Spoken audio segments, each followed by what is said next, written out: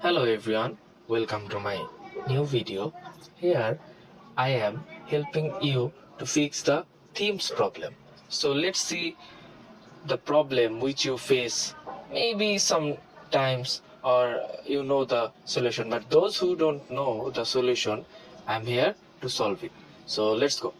So here I have uh, typed some bills of January, February, March, and their in total and their percentage and different. So it can be different type of data. So if I go to page layout, then type themes or press themes, if I say it, the only color is changing. But why not entirely the fonts are not changing? So the solution is very much simple.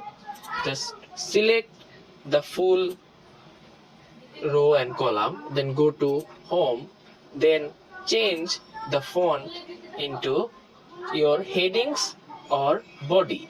Then if you just click the body, then go to page layout, then just click themes. Now you see the fonts are also changing. So this is it, simple as that. I think you got the solution. If you like the video, then please subscribe.